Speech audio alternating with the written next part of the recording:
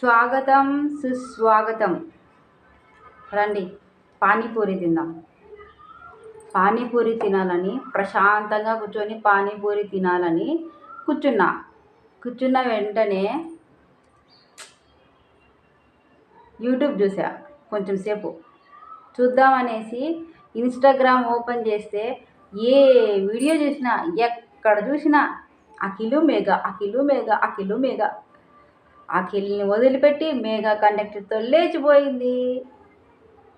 Conductor మంచోడేనా? అయితే అఖిల్ చెడ్డోడు కదా.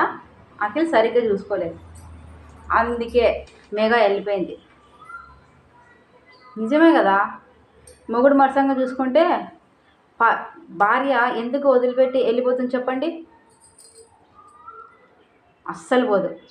అందుకే భర్త భార్యని చాలా బాగా చూసుకోవాలి. ఎలా చూసుకోవాలి అంటే, అఖిలు ఎలా చూసుకున్నాడు? 2 సంవత్సరాలు ప్రేమించినాడు, దానికి ఇష్టం వచ్చింది కొనిచ్చినాడు. మా నాన్న ఏమైనా సాఫ్ట్వేర్ జాబ్ అంటారా? అట్లేం చెప్పలేదబ్బా. యూట్యూబ్లో నేను చూడలే, అంటే ఇన్స్టాగ్రామ్లో నేను చూడలేదన్నమాట. ఇంకా ఆమె తరఫున ఏమన్నా అంటే ఆమె కోటీశ్వరాలు కూతురా? అది కూడా ఏం చెప్పలేదు. ఇంకా చెప్పాలి అంటే ఆమెకి ఏమైనా పెద్ద ఇమేజ్ ఉందా? అది కూడా చెప్పలేదు. ఇంకా ఆమె ఎందులోనైనా చాలా గొప్పగా ఏదైనా సాధించిందా? అది కూడా చెప్పలేదు. ఇప్పుడు ఈ మేఘ అనే ఆమెకి అఖిల్ అనే ఒక మనిషి వల్ల ఇమేజ్ వచ్చింది. ఎందుకు? అఖిల్ లవ్ చేసినందుకు, అఖిల్ని ఆమె లవ్ చేసినందుకు. చాలా ఇష్టపడ్డాడు. పైగా కేరళ అమ్మాయి, చాలా అందంగా ఉంది. చూడగానే ముచ్చట పడిపోయాడు. 2 సంవత్సరాల ప్రేమలో అఖిల్ చెడ్డోడని, అఖిల్ వేరే వాళ్ళతో సంబంధాలు ఉంటే, చాలామందితో అఫేర్స్ ఉంటే, పైగా 50 లక్షల మంది ఫాలోవర్సు, 50 లక్షల మంది సబ్స్క్రైబర్స్ ఉన్న మనిషికి ఎంత బాగా ఉంటుంది ఫాలోయింగ్. బయటికి వెళ్తే అమ్మాయిలు చూసిందంటే, ఇంకా అబ్బాయికి పెళ్ళి కాలేదు అంటే ఖచ్చితంగా ఆ అబ్బాయికి ప్రపోజ్ చేసే ఉంటారు. మరి మన మేఘకు తెలియదంటారా ఈ విషయాలన్నీ? కూడా తెలియకుండానే 2 సంవత్సరాలు అతనితో తిరిగిందంటారా? ఓకే, ఇది కూడా పక్కన పెడదాం. ఒకవేళ ఈ అఖిల్ చెడ్డోడైతే, అసలు అంటే ఒక చూడ్డానికి బొద్దుగా ఉంది. ఒకవేళ అఖిల్ చెడ్డోడయ్యి ఈమెకి టార్చర్ పెట్టాడు అనేక, ఆమె పెళ్ళైనప్పటి నుంచి సైజు పెరిగిందే కానీ సైజు ఏం తగ్గలేదు. అంటే మనలో మన మాట ఉండాల్సిన మాట మనం మాట్లాడుకోవాలి కదా. ఇప్పుడు పెళ్ళైన తర్వాత 3 సంవత్సరాలు అయింది. ఈ 3 సంవత్సరాల్లో అఖిల్ వేరే వాళ్ళని అంటే అఫైర్స్ పెట్టుకున్నాడు. చాలా చాలా టార్చర్ పెడుతున్నాడు. ఈమెని మానసికంగా వేధిస్తున్నాడు. అంటే ఏ ఆడదానికైనా కంటి మీద కొనుక్కుంటుందా? ఇలా పానీపూరి తింటారా? మసాలా పూరి తింటారా? ఇంట్లో బిర్యానీ తింటారా? ఎలా ఉంటారు? ఒక్కసారి ఆ బాధను అనుభవించే ఆడవాళ్ళ మనసుని, మనిషిని, కళ్ళని చూడండి, అర్థమవుతుంది. తినేకి తిండి ఎక్కదు. ఇలా కనిపించరు మనుషులు. ఒక అమ్మాయి నిజంగా అంత టార్చర్ ఉంటే ఆ అమ్మాయి అసలు కనిపించదు. ఆ అమ్మాయి ఫేస్లో కానీ, ఫిగర్లో కానీ, ఫిజిక్లో కానీ ఎక్కడా కూడా అఖిల్ టార్చర్ పెట్టినట్టు. అఖిలే ఇటున్నాడు, ఆ అమ్మాయి మాత్రం బొద్దుగానే ఉంది. మ్యారేజ్ అయిన తర్వాత ఇంకా 2 రౌండ్లు పెరిగింది. పోనీ అఖిల్ గ్లామర్కి ఇంపార్టెంట్ ఇచ్చేవాడే అయితే, నువ్వు సన్నబడాలి, పోనీ ఇట్లయినా మాట్లాడుకుందాం, నువ్వు సన్నబడాలి, నువ్వు లావు కావద్దు, నువ్వు పెళ్ళైనప్పుడు ఎలా ఉన్నావో నాకు ఎప్పుడు అలాగే కనిపించాలి, నువ్వు జిమ్కి వెళ్ళు, లేకపోతే నువ్వు ఇంట్లోనే ఉండు, ఇలా అంటే నీకు నువ్వు బాగా మోడ్రన్గా చాలా ఇట్లా ఇంతకుముందు ఎట్లున్నావో అట్లనే ఉండు నువ్వు అని చెప్పి ఆమెను ఏమైనా జిమ్కి పంపించాడా? నాకేం ఫిజిక్ కనిపించలేదన్నమాట. అందుకని డౌట్ వచ్చింది నాకు. అఖిల్ మత్సంగా చూసుకోలేదు అంటే ఇవన్నీ చేశాడేమో అని నాకు డౌట్ వచ్చింది. కానీ ఆమె చూడ్డానికి అలా లేదే. ఎటు చూసినా కూడా అఖిల్ దగ్గరే ఎక్కువ ఎక్కువ ఎక్కువ, అన్నిట్లోనే ఎక్కువే ఉంది అఖిల్. ఏమో ఆ అమ్మాయి ఏమో నాకేం అంతగా అనిపించలేదు. అంటే నాకు ఇప్పుడు వేరే వాళ్ళ కాపురాల గురించి మాట్లాడాలి అంటే చాలా వరకు నేను మాట్లాడను. కానీ బా ఇన్స్టాగ్రామ్లో కానీ యూట్యూబ్లో కానీ ఎక్కడ కానీ యూట్యూబ్ వీడియోస్ ఇక్కడ ఇన్స్టాగ్రామ్లో వీడియోస్ చూస్తూ ఉంటే నాకు నిజంగా ఆ జంట మీద చాలా జాలి అనిపించింది. పానీపూరి కూడా తినకోకుండా మాట్లాడుతున్నానంటే అర్థం చేసుకోండి నా బాధ ఎంత ఉందో. ఇప్పటిదాకా చాలా మాట్లాడాను. ఇప్పుడు విషయం ఏంటి అంటే, మీరు కండక్టర్తో ఆ అమ్మాయి పారిపోయే వీడియో చూసారా ఎలా ఉందో? నేను అదే పనిగా తీశాను. ఇంకో కార్ వచ్చి ఎక్కిపోతుంది. అదిగో చూసారా? ఓకే, ఆ కండక్టర్ కట్టుకున్న పంచెని చూసారా?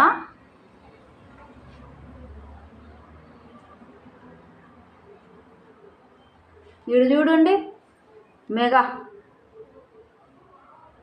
వాళ్ళ అమ్మని చూసి అయ్యయ్యో ఎంతగా ఏడుస్తుందో, ఎంతగా బాధపడుతుందో.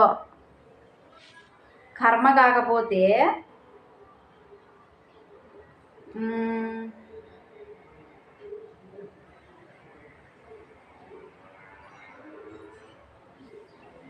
ఇది చూడండి,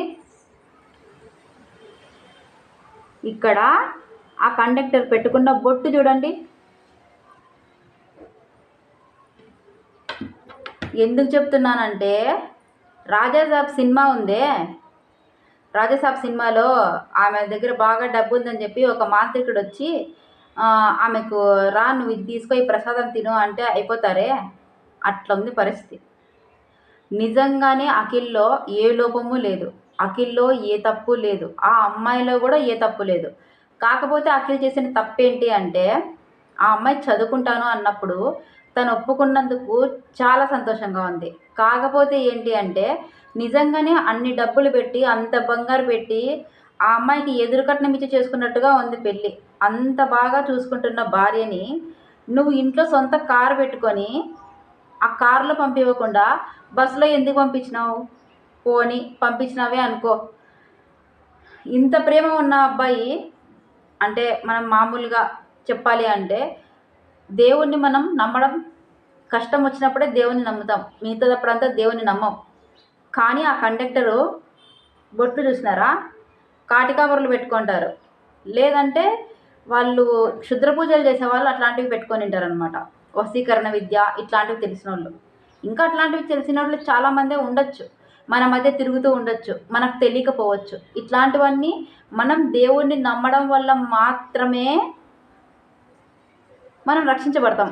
నాకు తెలిసినంత వరకు నాకెందుకు అనిపిస్తుంది అతని బొట్టు, అతని మాట తీరు, నాకైతే వాళ్ళ భాష అర్థం కాకపోయినా కూడా అతని పంచకట్టు, అతని బొట్టు, అతను వచ్చిండే విధానం, ఆ అమ్మాయిని తీసుకెళ్ళిండే విధానం, ఇప్పుడు ఈ 3 సంవత్సరాల్లో కూడా ఆ అమ్మాయి ఎక్కడా కూడా తగ్గలేదు.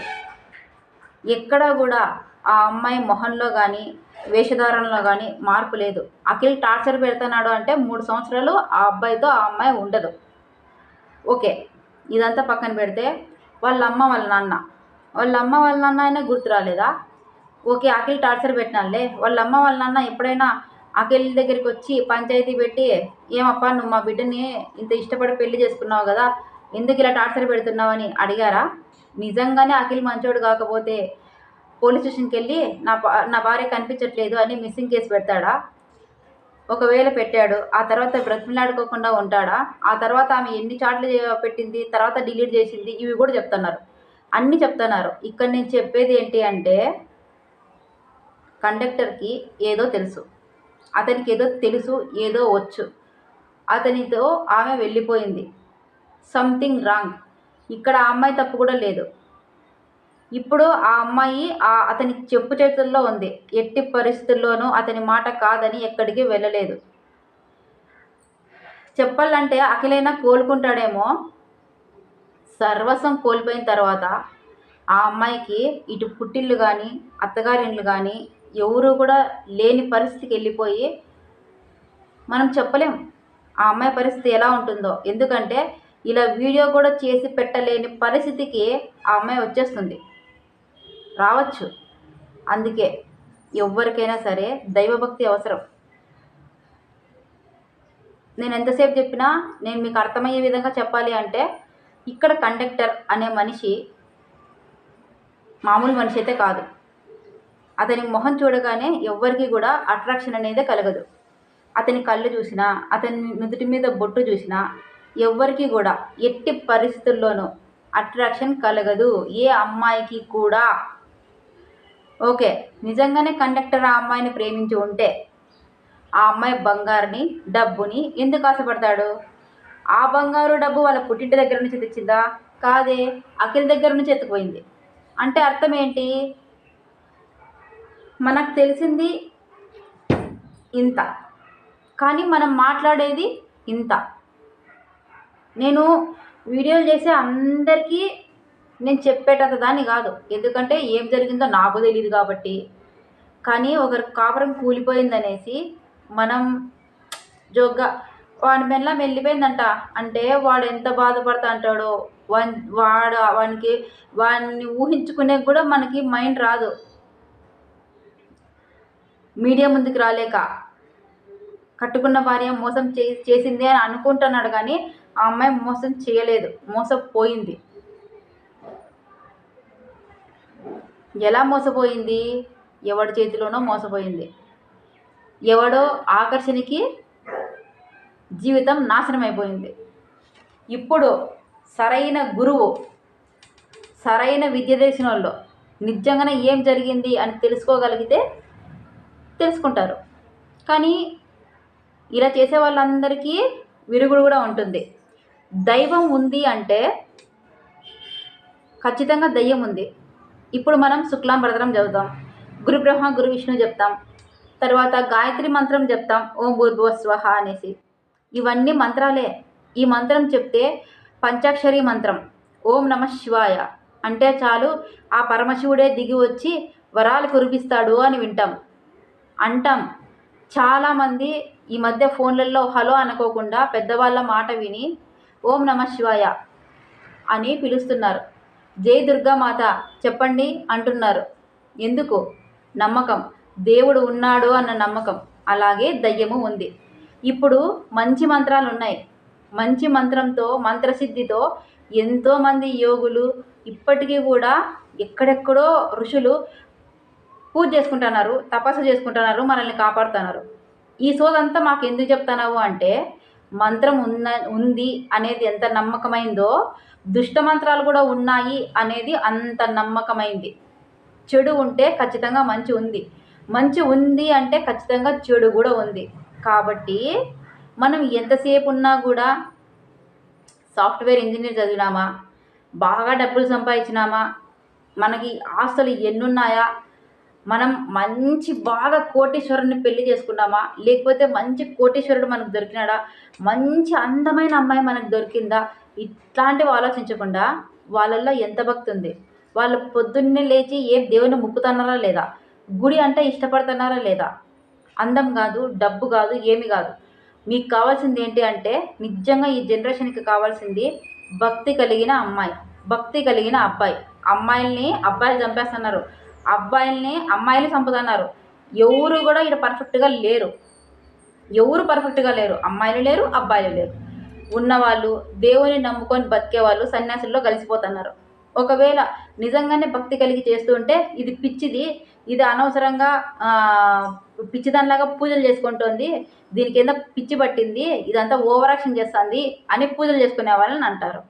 పోనీ అలాగన్నా కాకోకుండా ఎలాగైతేనేమి ఇవన్నీ పక్కన పెట్టినా కూడా నేను అందరికీ సవనీయంగా విన్నపం చేస్తున్నది ఏంటి అంటే, దైవాన్ని నమ్మండి, మంత్రం ఉంది అనేది నమ్మండి. అది ఏ మంత్రమైనా కావచ్చు, ఏ దైవమైనా కావచ్చు. కనీసం మనకు మంత్రం చెప్పడం రాకపోతే ఎవరికి రాదు? ఇప్పుడు ఓం నమ శివాయ అనేది రాదా? మీరు ఏ దేవుని నమ్మితే ఆ దైవం, మీరు ఏ దేవునైనా నమ్మండి, ఆ దైవానికి ఖచ్చితంగా ఒక పేరు ఉంటుంది కదా, ఆ పేరునైనా తలుచుకోండి. ఇప్పుడు నేను ప్రత్యంగిర పూజ చేస్తాను, నేను అమ్మ అమ్మ అంటాను, నేను చెప్పేటప్పుడు నేను ఏదన్నా మాట్లాడేటప్పుడు మా అమ్మకి చెప్పినాలే అంటాను. నన్ను పిచ్చిదానిలా చూస్తారు, మా ఇంట్లోనే నన్ను అట్లా చూస్తారు. చెప్పినావా, సరేలే అంటారు. సరే నేను వదిలేసినాను అనమాట, వాళ్ళు కూడా నన్ను వదిలేసినారు, ఇది పిచ్చి, ఇది చేసుకుంటాను చేసుకోనిలే అనేసి. ఏమి అంటే అదొక బాధ అంతే. దేవుని నమ్మండి. ఇట్లాంటివి జరక్కోకుండా కాపురాలు నిలబెట్టుకోండి.